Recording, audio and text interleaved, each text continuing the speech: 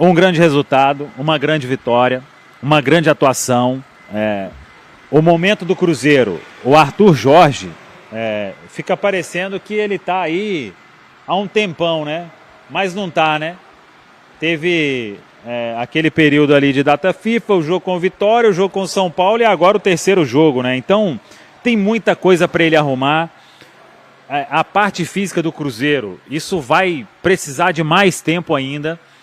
O que aconteceu com a comissão técnica anterior não vai ser curado da noite para o dia, mas o Cruzeiro que vem aqui para Guayaquil enfrentar um estádio com, sei lá, 40, 50 mil torcedores, com um time vivendo um momento muito especial, veio de vitória sobre a LDU fora de casa, 47 mil torcedores hoje aqui o público, e o Cruzeiro sai daqui com 3 pontos, com um grande resultado em jogo de Copa Libertadores, que é isso aí.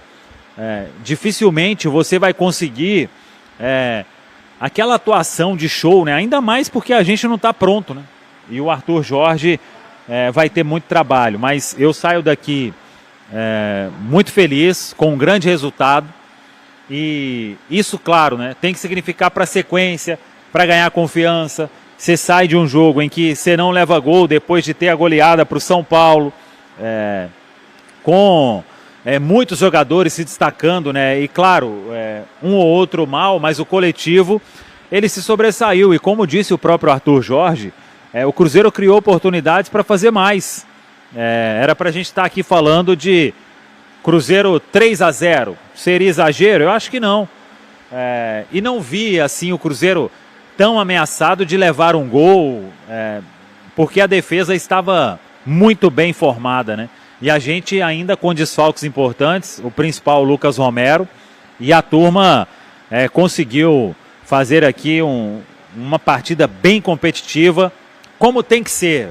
Esse Cruzeiro, estando ligado desta forma, ele vai voltar a ser aquele Cruzeiro que o torcedor criou tanta expectativa para este início de temporada, né? Imaginando do trabalho do final do ano passado. Então, acho que o torcedor pode comemorar muito esse resultado, os 3 pontos. É um começo de Libertadores que dá confiança, que tem tudo aí para trazer um estádio lotado no domingo, e aí, passo a passo. Claro que essa vitória hoje aqui não quer dizer que está tudo certo, muito pelo contrário, e pelo discurso aqui dos atletas, está todo mundo bem consciente. Não dá para o Cruzeiro ter essa campanha na Série A do Campeonato Brasileiro, mas é o que eu penso e eu falei já há um tempo. Dá para fazer as duas coisas. A turma estava se recuperando aqui, vai voltar de voo fretado, tem a quarta-feira aí com os familiares, e na quinta tudo será retomado. E com o Mineirão com 40, 50 mil torcedores no domingo, a gente tem tudo para fazer um grande jogo diante do Red Bull Bragantino, e aí começar a se recuperar mesmo na temporada de 2026. Então, torcedor, comemore. Depois, amanhã, quinta, a gente fala de outras coisas que poderiam ter sido diferentes. O KJ não pode perder aquele gol, o Chico da Costa principalmente não pode, mas isso aí vou dar uma relevada, porque a noite de Copa, ela é muito especial, e eu estou deixando aqui Guayaquil feliz da vida, com o nosso trabalho e principalmente com a vitória do Cruzeiro. Thiago Valu, Cruzeiro vence por 1-0, gol do MP Zudo no segundo tempo, e depois Cruzeiro se segurando ali atrás, muito por conta dessa questão física também. Mas detalhe, né, jogadores que a gente talvez imaginava que não jogariam bem hoje, a Rafa falou aqui sobre Jonathan Jesus, por exemplo, o Fagner também, então logo sai a escalação, a torcida vai com o pé atrás, muito em função de ter o Cauã Moraes ali no banco de reservas, mas hoje o Cruzeiro estreia com vitória na Libertadores. É isso, e conquista a sua vitória de número 95, né? De número 96 na Libertadores, no seu jogo de número 167. Léo, a gente precisa de destacar o seguinte: o Cruzeiro mereceu vencer o Barcelona de Guayaquil. O Barcelona finalizou foram 18 finalizações, mas apenas 2 no gol. O Cruzeiro finalizou 5 vezes, mas 3 no gol, sendo que 2 delas muito claras, né? teve a finalização do Christian, depois a finalização do gol, na verdade, até atualizar aqui o número de finalizações do Cruzeiro, um total de 3 mesmo, finalizações no gol. E tivemos mais ali a finalização por último, né? A péssima finalização do Chico da Costa. O Cruzeiro merece vencer. O Cruzeiro conseguiu, no segundo tempo, continuar fazendo com que a equipe do Barcelona levasse pouco perigo. E aí uma partida realmente a se destacar de todos. Primeiramente, você tem que destacar todos. A forma que cada um marcou quando o Cruzeiro teve que baixar as linhas. E no momento com a bola, o Cruzeiro conseguiu promover, conseguiu fazer um ataque coordenado, né? A gente vê a jogada do gol, o Fagner olha para onde está cruzando, o Matheus Pereira aparece muito bem dentro da área e faz um cabeceio fatal para o goleiro do Barcelona de Guayaquil não ter nenhuma condição de fazer essa defesa.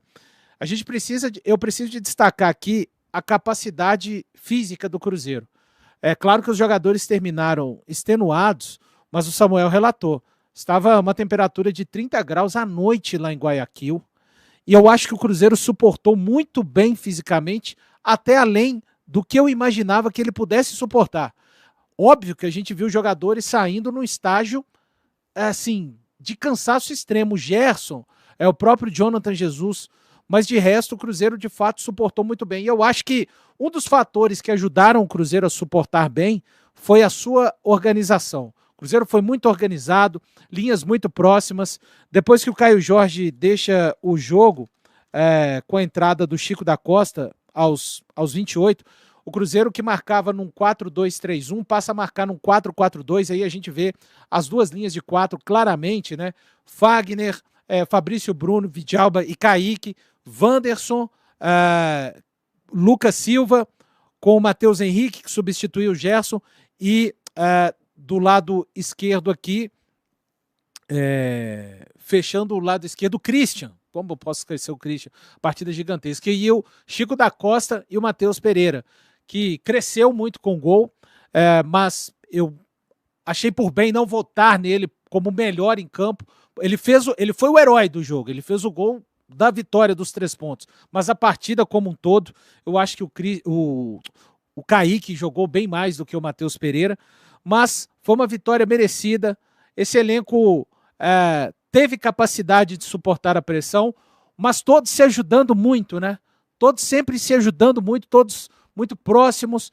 O Cruzeiro falhou tecnicamente no gol, na oportunidade perdida pelo Caio Jorge, que não foi uma oportunidade igual a do Chico da Costa. O Caio Jorge estava pressionado, mas ele, Caio Jorge, artilheiro que está pleiteando ainda, por que não aparecer na lista final do Carlo Ancelotti, tem que arrematar aquele lance, e uma oportunidade mais do que clara e absurda, né, para o Chico da Costa. Aquela bola ali é a bola dos sonhos, né, do atacante. Não tem mais nada para ele fazer a não ser empurrar para o fundo das redes, e ele desperdiçou mais uma vez uma entrada muito ruim do Chico da Costa, Léo. Mas hoje eu quero exaltar o Cruzeiro foi aguerrido no jogo de Copa, mostrou para o técnico do Barcelona que pode ser um time aguerrido. O técnico, para mim, que não estava errado na sua análise com relação que fez aquilo que é o Cruzeiro, mas o Cruzeiro mostrou nessa noite que pode ser aguerrido no jogo de Copa Libertadores, e nesse grupo D vai precisar. A gente está vendo o Boca Juniors vencendo seu jogo fora de casa, e se eu falava que o empate era um ótimo resultado, a vitória é excepcional, é extraordinária a vitória do Cruzeiro, que soube sim, nesta noite, jogar um jogo de Copa, jogar um jogo de Libertadores, como a competição pede, Léo.